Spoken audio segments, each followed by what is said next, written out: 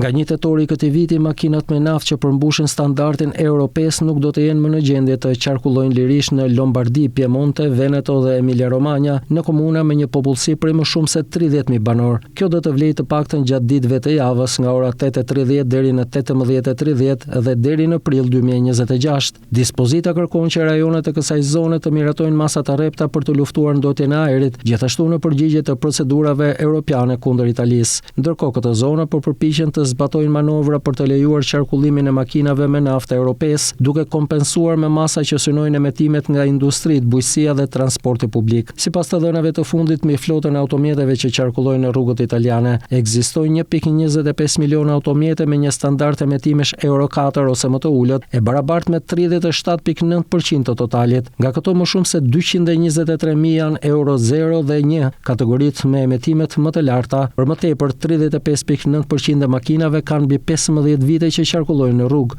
Aktualisht në Piemonte ka 236.000 automjete Euro 5, më shumë se 340.000 në Veneto, 484.000 në Lombardi, ku masa do të prek qytete si Milano, Bergamo, Brescia, Como, Cremona apo Monza dhe rreth 270.000 në Emilia-Romagna. Masa mund të bllokohet në nivel parlamentar me dhomën e deputetëve që do të kishte mundësinë të bënte ndryshime në dekretin e infrastrukturës. Po punojnë për të anuluar bllokimin e makinave me motor nafte Euro 5. Është një nga veprat e Komisionit von der Leyen që miratoi atë marrëzi ekonomike industriale të quajtur marrëveshja gjelbër, deklaroi Matteo Salvini, ministri i infrastrukturës dhe transportit. Vitin e ardhshëm qytetarët nuk do të jenë më në gjendje të përdorin miliona automjete. Këto janë probleme të vërteta. Konsumatori nuk dëshiron makina elektrike për momentin, ndaj tregu duhet të vendos, shtoi ai. Dekreti miratuar nga ekzekutivi më 19 maj 2025 duhet të presë 60 ditë për të hyrë në fuqi, kështu që deri më 19 korrik, pronarët e makinave me naftë Euro 5 do të jenë një orë me fatin e tyre.